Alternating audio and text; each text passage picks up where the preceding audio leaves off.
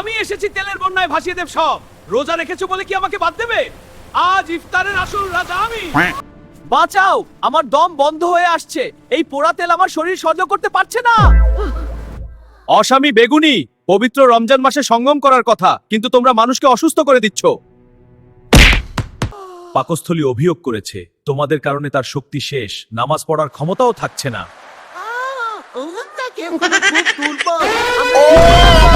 হুজুর, আমাকে ছাড়া ইফতার জমে নাকি? আমি তো ইফতারের রাজা। ওই ফলের দল তো শুধু রোগীদের খাবার, মানুষ তো আমাকে দেখলেই খুশি হয়। এটা কোনো কথা হলো? আমরা সুস্থ খাবার, আমরা সুস্বাদু এবং পুষ্টিকর, সবাই আমাদের ভালোবাসে। হুজুর, এরা আমাকে অ্যাসিড দিয়ে জ্বালিয়ে দিয়েছে, আমি আর কাজ করতে পারছি না। দয়া করে ওই ফলের দলকে আমার সামনে আনুন, আজ সত্যি বিচার চাই।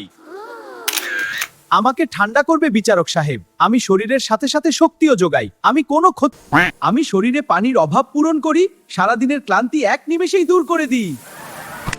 আমি পটাশিয়াম দিয়ে শরীরকে শক্তিশালী করি, তারাবি নামাজ পড়ার শক্তি আমরাই দিই।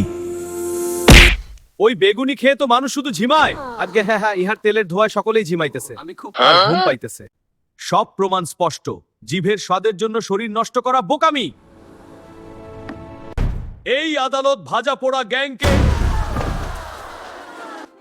আজ থেকে ইফতারে এদের জায়গা হবে সামান্য। আর মূল আসনে বসবে খেজুর, তরমুজ আর ফলের দল। Try the healthy side first, my friend. বন্ধুরা, সারাদিন রোজা রেখে পোড়া তেলের খাবার খেয়ে শরীরকে কষ্ট দেবেন না। ইফতারের পর ভালো করে হাইড্রেট করতে ভুলবেন না। ফল খেলে ভিটামিন পাবেন, রোজার সময় শক্তি ধরে রাখতে আমরা সঠিক সাহায্য করবে। ঘরের তৈরি স্বাস্থ্যকর খাবার খান, সুস্থ থাকুন, সুন্দর থাকুন। दोस्तों, पूरे दिन रोजा रखने के बाद बाहर का जला भुना खाना खाकर अपनी सेहत खराब मत कीजिए।